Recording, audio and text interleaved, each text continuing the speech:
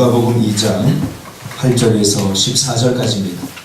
누가복음 2장 8절에서 14절까지 한 절씩 교독하겠습니다. 누가복음 2장 8절에서 14절까지만 읽겠습니다. 한 절씩 교독합니다. 그 지역의 목자들이 밤에 밖에서 자기 양떼를 지키더니 주의 사자가 그들에 서고 주의 영광이 그들을 둘러치매 크게 무서워하니라. 천사가 이르되 무서워하지 말라. 보라, 내가 온 백성에게 미칠 큰 기쁨의 좋은 소식을 너희에게 전하노라. 오늘 낮에 동네에 너희를 위하여 구주가 나셨으니 곧 그리스도 주시노라. 너희가 가서 강보에 쌓여 구유에 누워있는 아기를 보리니 이것이 너희에게 표적이니라 하더니 우연히 수많은 천군이 그 천사들과 함께 하나님을 찬송하여 이르되 다같이 지극히 높은 곳에서는 하나님께 영광이요 땅에서는 하나님이 기뻐하시는 사람들 중에 평화로다 하니라. 아멘. 할렐루야. 아멘. 자, 우리 옆에 있는 분들과 인사하겠습니다. 메리 크리스마스. 메리 크리스마스. 오늘은 기쁘고 즐거운 성탄절입니다. 우리 장로님께서 잠시 우리 기도 중에 말씀하셨듯이 이 성탄절은 기쁘면서도 한편으로는 슬픔이 가득한, 우리에게 기쁨을 주기 위해서 하나님은 또 가슴앓이를 할 수밖에 없었던 그런 아픔에, 기쁘면서 동시에 아픔이 있는 그런 날입니다. 그래서 우리가 이 성탄절을 맞으면서 마냥 기뻐할 수만은 없는 것이죠. 세상 사람들은 이 성탄절이 무슨 뜻인지도 모르고 그냥 마냥 기뻐합니다. 그러나 우리는 이 기쁨 속에 감추어진 하나님의 그 애달픈 사랑을 다시 한번 기억하는 시간들이 되었으면 좋겠습니다. 오늘 하늘엔 영광, 땅에는 평화라고 하는 제목으로 하나님 말씀 증거하겠습니다. 이 누가복음은 의사였던 누가가 기록했지요. 이 의사였던 누가는 예수님의 탄생을 아주 함축적이고 그리고 시적으로 표현했습니다.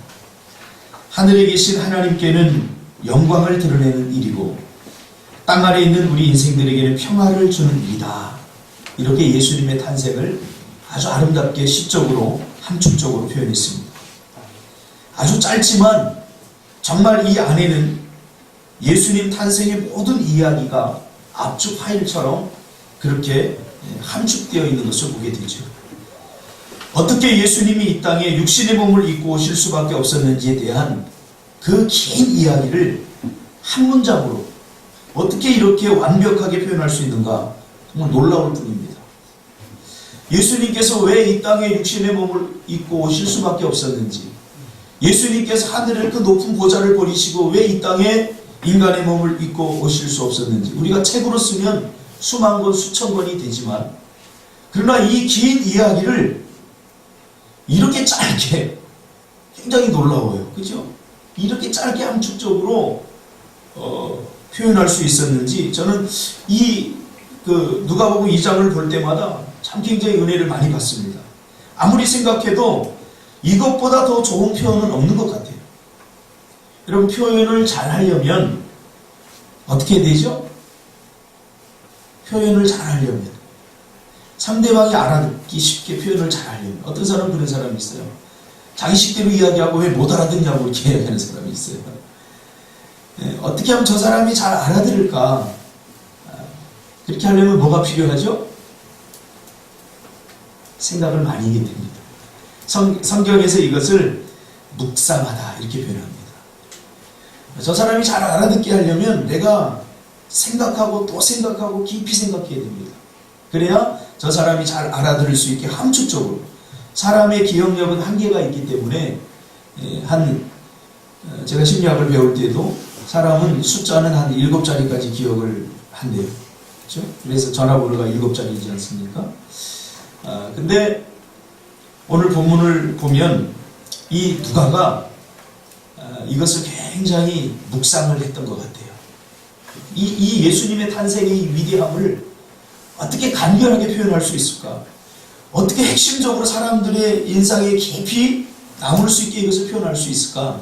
묵상을 많이 했던 것 같습니다. 여러분, 짧게 표현하는 것이 능력임을 믿으시길 바랍니다. 누가는 의사였기 때문에 그의 표현은 아주 디테일하고 아주 집약적인 것을 볼 수 있죠.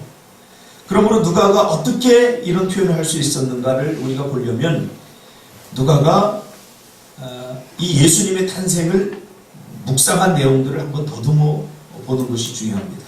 그렇죠? 누가가 묵상을 깊이 했죠. 묵상의 세계로 들어가서 이 예수님의 탄생을 어떻게 표현할까?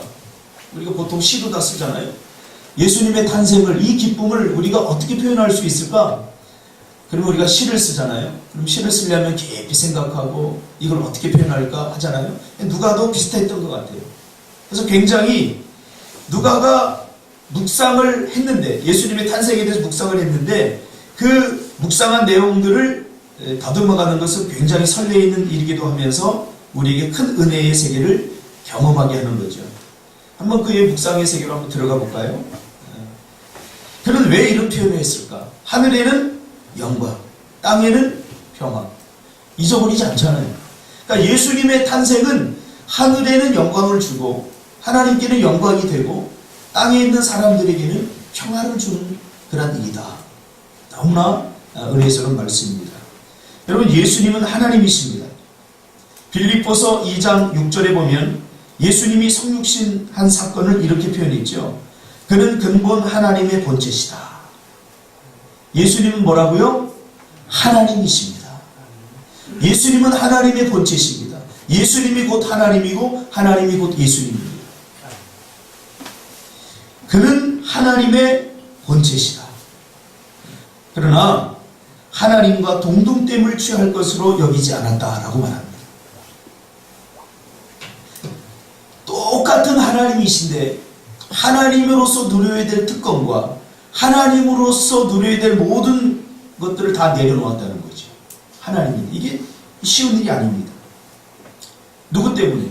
성부 하나님을 위해서 성자 예수님의 자리로 내려와서 스스로 인간의 몸을 입고 이 땅에 오셨다는 겁니다. 왜요? 성부 하나님께 영광을 돌려드리기 위해서죠. 이것을 우리가 신학적인 용어로 말하면 자기 비하다, 그렇게 말합니다. 자기 비하. 똑같은 권리가 있고 똑같은 위치에 있지만 그것을 누리지 않고 그 사람을 위해서, 그 사람이 영광을 받게 하기 위해서 자신은 더 낮아진 자리로 내려갔다. 얼마나 낮아졌느냐? 인간의 몸을 입고 오셨다. 성경에 보니까 죽기까지 우리를 숨기러 오셨다. 그렇게 이야기하고 있습니다.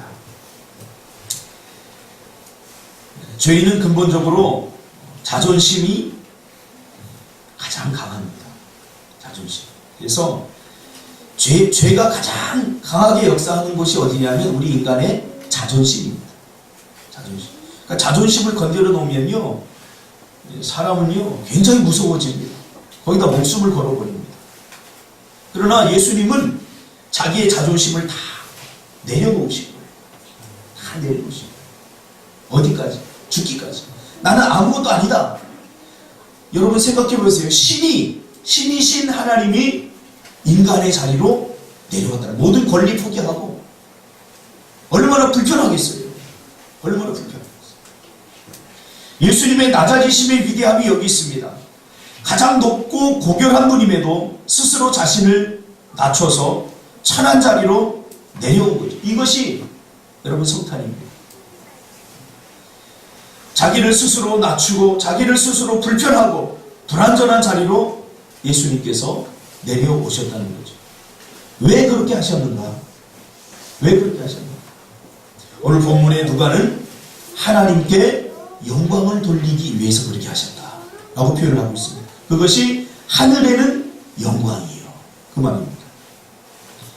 그는 성부 하나님을 존중한 거죠. 성부 하나님은 계획자십니다. 모든 것을 창조하시고 모든 만물을 창조하시고 우리 모든 인간들의 삶을 계획하시고 그리고 만물들을 다 통치하고 계신 분이 바로 성부 하나님이십니다.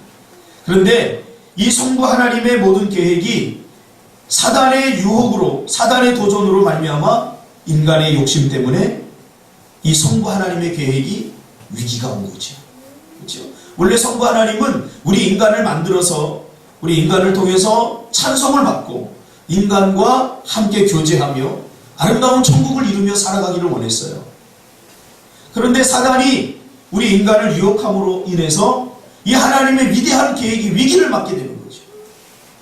영광을 돌려야 될 우리 인간이 오히려 우상을 숭배하고 하나님께 영광을 돌려야 될 그러한 인간들이 어떻게 됐습니까? 하나님을 대적하는 하나님의 이 놀라운 위대한 계획이 위기가 찾아온 거죠. 그렇죠? 선악과를 먹는 날에는 네가 정령 죽으리라 그랬는데 먹음으로써 우리 인간에게 사망이 왔고 불행이 왔고 성부 하나님의 계획이 아주 위태해지게 된 거죠. 이때 사단은 어땠을까요? 사단은 기세등등하겠죠. 야, 하나님도 별거 아니다. 성부 하나님 아무리 계획을 해봐라. 당신의 계획은 내가 다 철저하게 파괴시키겠다. 여기는 이러한 무서운 위험이 도사리고 있습니다. 성부 하나님께서 계획해 놓으시고 성부 하나님께서 우주와 만물을 통치하시겠다고 하는 이 선하고 위대한 계획을 사단이 아무리 계획을 해봐. 내가 다 망가뜨릴 거야. 내가 다 파괴할 거야. 그러면서 파괴하기 시작한 거죠. 그렇죠? 이 사단이 하나님께 도전한 거죠. 그것에 일조를 한 게 누구예요? 우리 인간이에요. 인간의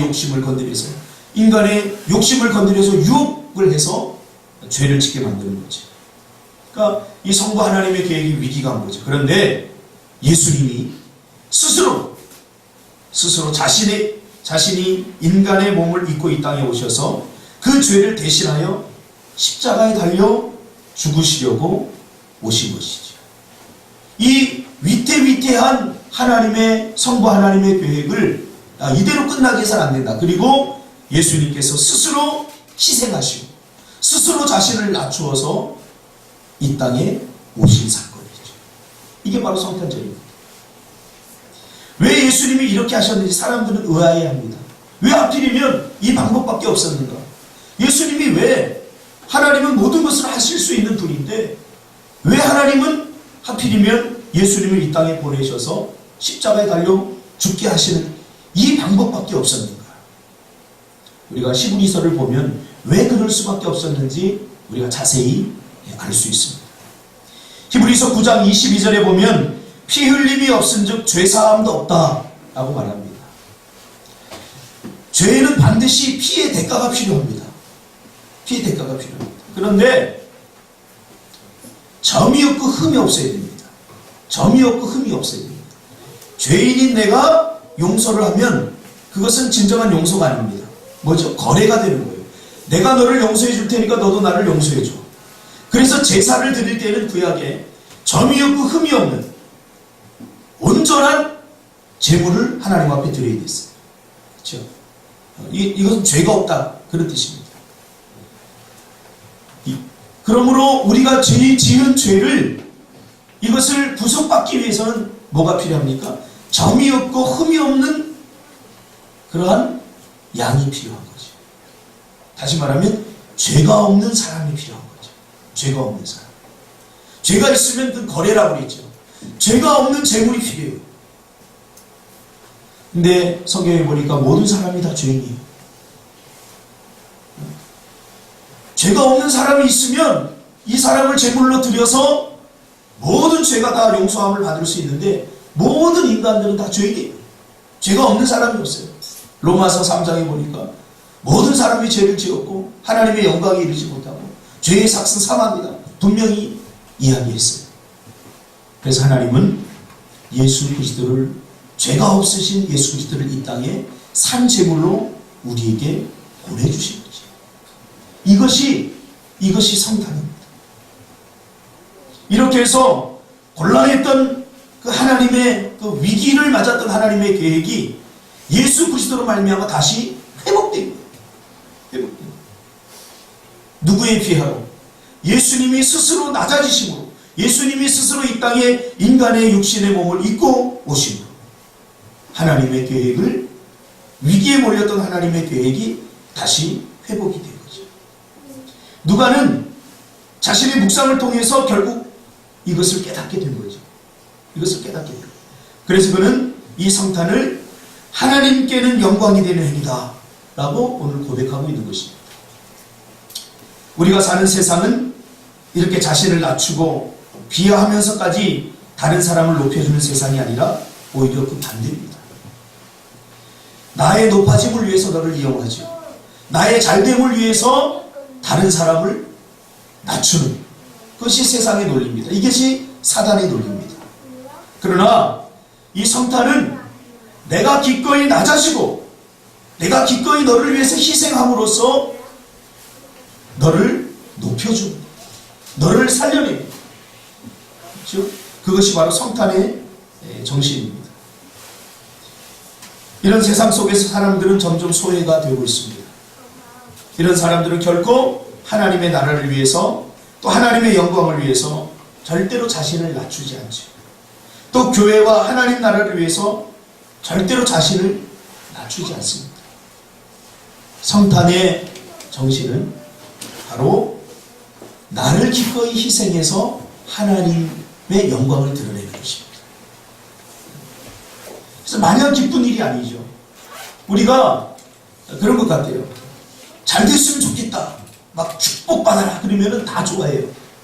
그러나 네가 희생돼야 된다. 네가 헌신해야 된다. 라고 말하면 딱 기뻐하지 않습니다. 오늘날의 종교, 오늘날의 기독교의 위기는 바로 이겁니다. 성탄 정신의 상실입니다. 성탄 정신은 기꺼이 나를 희생해서 하나님의 영광을 드러낸 것입니다.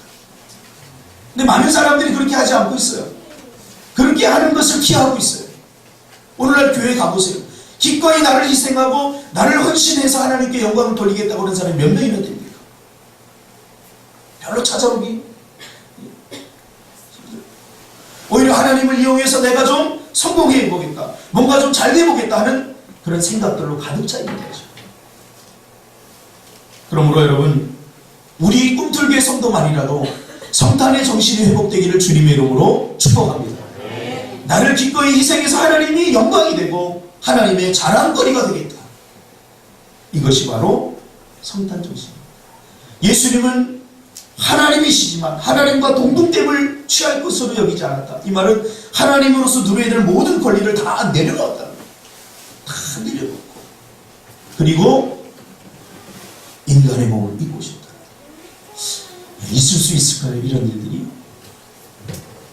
인간이, 신이 인간이 되셨다. 이것은 준석이가 개미를 살리기 위해서 개미가 되는 것보다 더한 비하입니다. 그러므로 우리의 자존심들 다 내려놓으시기 바랍니다. 하나님께 영광이 된다면 자기의, 자기 자랑, 자기 애 이거 다 내려. 그때야 비로소 이 땅에 천국이 이루어지고 그런 사람들이 모인 공동체는 바로 천국 공동체가 되는 거죠. 그런 사람이 가정에 있으면 그 가정은 바로 살만한 가정이 되는 거죠. 그러니까 성탄의 정신은 결국 살리기 위해서 천국의 기쁨을 맛보게 하기 위해서 우리에게 주시는 그런 정신 아니겠습니까? 두 번째로는 하늘에는 영광이요 땅에는 평화다. 땅에는 평화다. 예수님이 오신 것은 하나님께는 영광이 되고 이렇게 또 땅에는 평화가 임하는 사건이죠. 인간의 죄로 말미암아 이 땅의 평화가 깨졌습니다. 사람들 마음속에 있는 평화가 깨지고 사람들 마음속에 있는 평화가 깨지니까 이 사람이 또 속한 공동체가 이 사람으로 인해서 평화가 깨져버려요. 평화가 깨져버려요. 에베소서 2장 14절에 보니까 사도 바울은 그는 우리의 평화이신지라 이렇게 고백했습니다. 둘로 하나를 만드사 원수된 것 중간에 막힌 담을 자기 육체로 허셨다라고 말합니다. 여러분, 죄인이 되었다라고 하는 이 말이 무엇을 의미하는지 아십니까? 로마서 6장 23절은 죄의 삭은 사망이다라고 한마디로 규정했습니다. 근데 이걸 곰곰이 묵상해 보면 굉장히 충격적인 말입니다. 죄의 삭은 사망이다. 이 말은 죄인은 한마디로 살 가치가 없다는 거예요. 살아봤자 고생만 한다는 거예요. 이게 살아봤자 공포와 모든 인간의 염려와 근심과 걱정뿐이라는 거예요. 수고뿐이라는 거예요. 그러니까 살아도 소용없다 그 말이에요. 죄의 삭은 사망이다. 희망이 없다는 거예요. 여러분 왜 사십니까? 그래도 우리가 희망이 있기 때문에 살지 않습니까? 오늘보다 더 나은 내일, 내일은 좀 괜찮겠지. 이런 희망이 있으니까 우리가 살아가는데 죄인은 희망이 없어요. 죄의 삭은 사망이다. 사망이란 말은 우리가 단순히 죽는다 그것을 의미하지 않아요. 죽음이 우리에게 주는 모든 고통을 끌어안고 사는 거예요. 고생뿐이에요. 고생뿐이에요. 고생하면서 살다가 죽으면 끝나는 것이 아니에요. 죽으면 이제 더한 고통이 있는 거죠. 왜요? 히브리서 9장 27절에 보니까 사람에게 죽는 것은 한 번 정하신 것이에요. 그 이후에는 심판이 있다. 여러분 우리가 이 땅에 사는 것은 잠시 잠깐입니다. 왜 우리가 이 땅에 사느냐? 하나님께서 우리를 구원하시기 위해서 구원의 기회를 주시는 것이 이 세상에서의 나그네 삶입니다. 그래서 우리가 구원의 기회를 잡는 것은 우리가 숨을 쉬고 있을 때, 살아있을 때만 가능한 거예요. 죽고 나면 그것을 끝이냐? 그렇지 않다는 거예요. 죽고 나면 이제 영원한 삶이 주어지는데 우리가 천국에 가서 천국의 기쁨과 천국의 그 감격을 맛보면서 영원히 살 것인가? 아니면 지옥에 가서 고통스럽게 영원히 살 것인가? 그것을 결정하는 것이 바로 우리가 나그네의 삶, 잠깐뿐인 이 삶 속에서의 우리의 삶 가운데서 결정되어진다는 거죠. 이게 너무 놀라운 일입니다. 그러나 우린 죄로 말미암아 희망 없는 인생들이 되어버린 거죠. 여러분 암 선고를 받아 죽을 날을 받아오는 사람이 무엇을 한들 행복하겠습니까? 생각해보세요.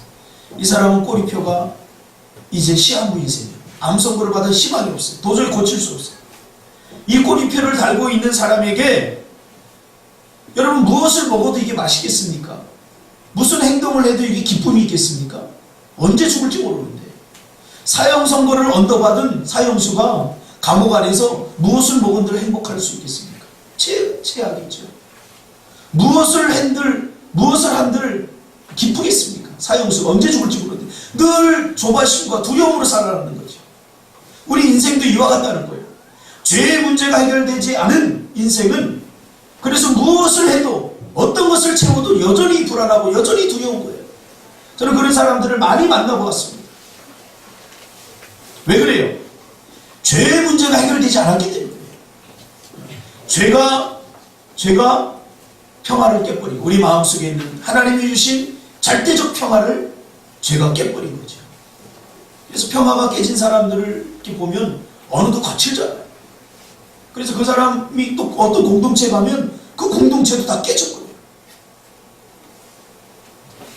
그래서 고통과 불행이 온 거예요. 어제도 제가 영화를 한 편 봤는데 이 사람이 알코올 중독이에요. 알코올 중독. 술을 많이 먹어서 집에 가면 매일 때려요. 자기 부인 때리고 애들 때리고. 그러니까 평화가 다 깨져버려요. 그러면 이 사람은 왜 알코올 중독자가 됐느냐 보니까 이 사람의 원가족, 그 아버지도 전쟁에 참여했다가 월남전에 참전했다가 그 고통스러운 기억, 막 사람들을 죽이고 그런 고통스러운 기억 때문에 트라우마가 생겨가지고 자기 가족들, 원가족들을 괴롭히는 거예요. 사랑해 줘야 됩니다. 그렇죠? 한 사람이 평화가 깨지면 그 사람의 평화만 깨지는 것이 아니라 그 주위에 있는 사람의 평화도 다 깨는 사람이 되어버린다. 이게 죄의 무서움이에요. 죄는 나만 죄 짓고 끝나는 것이 아니라 내가 가지고 있는 죄의 절망을 다른 사람에게까지 다 퍼뜨리게 되어 있는 거예요. 이게 죄의 무서움이에요. 저 사람 왜 저럴까? 이해가 안 되는 거예요. 죄로 말미암아 하나님께서 우리에게 약속하셨던 모든 축복들이 단절되고 서로 사랑하고 서로 아껴주고 서로 도와주고 서로 힘이 되어야 될 사람들이 서로 미워하고 시기하고 상처를 주고 아픔을 주고 그런 사람들로 변했다는 거지. 하나님으로부터 약속받은 모든 축복이 이제 다 끊어져 버렸어요. 다 단절돼 버렸어요. 그러니까 희망이 없는 거지. 고통뿐인 거지.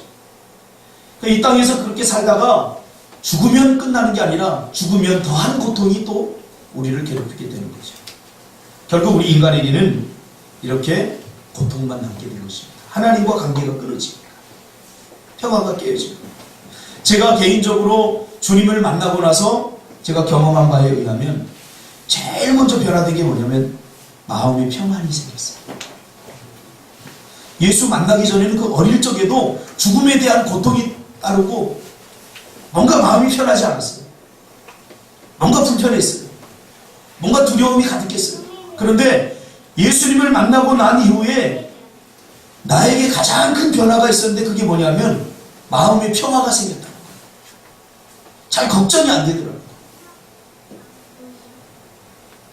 왜요? 하나님과 내 관계가 회복되었기 때문이죠. 죄로 말미암아 깨졌던 그런 축복이 관계가 회복이 되었기 때문이죠. 그래서 누가는 이것을 분명하게 깨닫죠. 예수님이 오신 것은 우리에게 평화를 주기 위해서다. 한 사람 마음에 평화를 주고 그리고 그 평화가 회복된 사람들을 통해서 깨어진 공동체들의 평화가 회복되어진, 더 나아가서는 하나님 나라라고 하는 큰 공동체가 깨어진 평화가 회복되어지기 위해서 예수님이 오셨다라는 것을 분명히 통찰한 거죠. 로마서 5장 10절에 보니까 곧 우리가 원수 되었을 때에 그의 아들의 죽으심으로 말미암아 하나님과 화목해 되었은즉, 십자가로 죄의 문제를 해결해 주시기 위해서 오셨기 때문에 이것보다 더한 기쁨이 어디 있겠습니까? 여러분에게 묻고 싶습니다. 여러분에게 어떤 것이 평화가 됩니까? 여러분은 어떤 것들이 채워지면 마음이 평안해지시겠어요? 그거 다 채워도요, 마음의 평안은 절대 오지 않습니다. 죄의 문제가 해결되지 않으면, 죄의 문제가 해결되지 않으면, 죄의 문제를 통해서, 해결을 통해서 하나님과 관계가 회복되지 않으면 그 어떤 것으로도 우리는 평화를 얻을 수 없습니다. 늘 근심과 염려와 걱정과 이런 것들 때문에 불안하고 두려움 속에서 우리가 살아가게 됩니다. 사형수가 감옥 안에서 언제 죽을지도 모르는데 무엇을 한들, 무엇을 먹은들, 무엇을 입은들 평화가 찾아오겠습니다. 그러나 딱 한 가지, 사형수라고 하는 이 딱지를 떼면 그 다음부터 평화가 찾아오게 되는 거죠. 그렇죠? 제가 그 사형수를 전담했던 한 장로님의 그 간증을 여러 번 들었는데 그 사형수들이 얼마나 살기등등합니까? 사람을 아주 악랄하게 죽인 그 사형수들, 간수들도 막 두려워한답니다. 그러나 이 사형수들이 죽으러 가는 그 그린마일이라고 그러죠. 죽으러 가는 우리나라에서는 보통 이렇게 목을 매서 의자에서 이렇게 떨어뜨려서 목을 매서 이렇게 죽이는데, 미국 같은 경우는 이렇게 의자에 앉혀서 또 약물을 투여해서 이렇게 죽이지 않습니까? 근데 그 그린마일 몇 미터 안 되는, 한 5미터, 10미터도 안 되는 그 죽으러 들어가는 그 방으로 가면서 사람들이 얼마나 공포심이 드는지 모든 이 장기, 이 항문이라든가 이게 다 열린답니다. 얼마나 공포스러운지. 여러분, 우리는 이런 공포를 잘 경험해보지 못했잖아요. 얼마나 공포스러운지 막 그 똥을 싸면서 간답니다. 그냥 얼마나 공포스러운지 그냥 이게 다 열려요. 오줌도 싸. 이게 제어가 안 되는 거죠. 이 공포, 내가 죽는구나 하는 공포 때문에 이 제어가 안 되는 거죠. 몸이 자신을 제어하지 못하는 거예요. 그만큼 고통스럽대요. 악랄한 사람을 몇 명이나 죽인 이런 사람들도 기세등등하다 죽으러 가는 길이 그렇다는 거죠. 죄의 문제가 해결되지 않으면, 죄인이라고 하는 딱지의 문제를 해결하지 않으면 우리는 그 무엇으로도 마음의 평안을 얻을 수 없습니다. 여러분, 무엇 때문에 근심하십니까? 무엇 때문에 고통스럽습니까? 우리 죄의 문제가 해결되지 않은 사람들은 무엇을 해도 평안이 없어요. 죄가 아니라면 우리를 불행하게 하는 그 어떤 것도 하나님은 우리에게 허락하지 않으십니다는 사실을 우리가 깨달아야 됩니다. 그래서 누가는 땅에는 드디어 평화가 찾아왔다 라고 고백합니다. 그 말은 뭐예요? 너희들 죄인 딱지가 이제 드디어 죄인에서 다시 의인이 될 수 있는 기회가 주어진다. 누가 오심으로?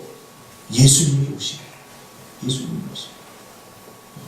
죄인이었는데 이제 언제 죽을지 몰랐는데 그러나 예수님이 오심으로 죄인에서 다시 의인이 될 수 있는 기회가 주어졌다. 그러니까 얼마나 기뻐요. 여러분. 생각해 보세요. 백민지 사형! 언제 죽을지 몰라요. 그 얼마나 하루하루가 공포겠습니까? 그 사형수들 그 감방을 전담하는 간수들이 있는데 간수들이 이렇게 뚜벅뚜벅 발자국 소리 들으면 사람들이 예민해지다는 거예요. 길을 들고 혹시 나 데리고 오는 건 아닐까? 오늘 나 죽이러 데리고 오는 건 아닐까? 오늘 내가 죽는 날 아닐까? 먹어도 소화가 안 되고 소화불량에 수면제 없이는 단 하루도 못 잔다는 거예요. 바로 우리 인간의 실존 아닙니까? 죄인인 우리 인간의 실존. 그러나 예수님이 오심으로 바로 이 땅에 평화가 회복되는 것이죠. 우리도 이 성탄의 정신을 이어받아서 여러분 자신을 낮추고 겸손하게 또 하나님의 이름을 높이기 위해서 기꺼이 낮아지시길 바랍니다. 하나님의 영광을 위해서라면 기꺼이 자신을 헌신하시길 바랍니다. 이런 사람이 있는 공동체, 이런 사람과 관계가 있는 사람은 행복한 사람이죠. 생각해 보세요. 너를 높이기 위해서 나를 낮추는 거 얼마나 마음이 편하겠습니까? 내가 높아지기 위해서 너를 누르고 내가 높아지기 위해서 너를 억압하고 이런 사람들이 있는 공동체 들어가보세요. 지옥이죠. 살아도 산 것이 아니죠. 그럼 보세요. 나를 위해서 저 사람이 기꺼이 헌신해주고 나를 위해서 내가 높아짐을 위해서 저 사람이 어깨를 기꺼이 내주는 그런 공동체라면 행복한 공동체가 되지 않겠습니까? 바로 예수님 때문에 그렇게 됐다는 거죠. 누군가에게 평화를 주는 그런 인생들이 되시길 바랍니다. 나 때문에 주님의 축복이 막히고 주님의 축복을 깨버리는 그런 사람이 아니라 나 때문에 하나님이 영광받고 나 때문에 누군가 깨어진 관계가 하나님과 나 사이에 깨어진 간격이 회복되고 사람과 사람 사이에 깨어진 간격이 회복되고 예수님은 중보자다 그런 사람도 있어요. 여기서 이런 얘기해서 저기서 저런 얘기해서 사람들 관계를 막 깨버려요. 그러면 안 돼요. 예수 믿는 사람이 어떻게 돼요? 관계를 자꾸 회복시켜줘요. 이 사람이 설령 저 사람 흉봤다고 할지라도 야 걔가 너 칭찬하더라. 여러분 이게 성탄 정신이에요. 성탄 정신 큰 거예요. 예수님께서 우리가 죄인임에도 불구하고 하나님 쟤들을 용서해 주세요. 내가 대신 죽을게요. 쟤네들 얼마나 불쌍합니까? 우리가 죄인임에도 불구하고 하나님과 원수되었음에도 불구하고 그렇게 예수님께서 먼저 하신 거죠. 성탄은 그런 의미가 있습니다. 이 세상에 이것이 없습니다. 오늘 설교를 두 단어로 요약할 수 있습니다. 이것은 성탄 정신입니다. 두 단어로 요약하면 존중과 사랑입니다. 존중. 위로는 하나님을 존중하고 아래로는 서로 사랑입니다. 오늘날 보니까 별로 존중이라고 하는 단어를 잘 사용 안 해요. 학생들이 선생님들을 존중합니까? 존중이 깨져버려 있어요. 너를 위해서 내가 기꺼이 희생하겠다. 너를 위해서 내가 조금 욕먹어도 괜찮다. 이런 정신이 다 사라져버려 있어요. 내가 먼저 살아야 되겠다. 내가 더 중요하다. 내가 존중받아야 되겠다. 성도와 목사 사이도 사람과 사람 사이도 서로 존중하려고 하잖아요. 예수님처럼 하나님을 존중함으로 자신을 낮추는 이게 성탄 정신이에요. 그리고 서로 사랑하는 사랑과 존중. 그래서 회사에서는 누구를 존중해야 돼요? 사장을 존중하고 그 회사를 존중하고 학교 다니는 사람들은 우리 학교 똥통학교 이거 뭐 이래? 그런 사람이 잘 될 리가 없어요. 학교를 존중하고 교장을 존중하고 또 이 사회에서는 어른들을 존중하고, 젊은이들은 어른들을 존중하고, 전통을 존중. 이 존중이 사라지고 있어. 존중. 예수님은 하나님임에도 불구하고 스스로 낮추어서 성부 하나님을 존중하셨습니다. 다른 이를 존중하시기 바랍니다. 하나님을 존중하시길 바랍니다. 천국에는 있고 지옥에는 없는 것 있습니다. 천국에 있는 것 리스펙트, 존중, 러브, 사랑이 있습니다. 그러나 지옥에는 존중이 없습니다. 인격을 무시하고. 그렇죠? 요즘 그 북한의 인권 때문에 문제가 많잖아요. 사람들이 못 살겠다고 하잖아요. 인권이 없어요. 이번 성탄절을 맞아서 우리 두 가지 단어 기억합시다. 리스펙트와 러브, 존중과 사랑. 예수님이 이 땅에 오신 목적입니다.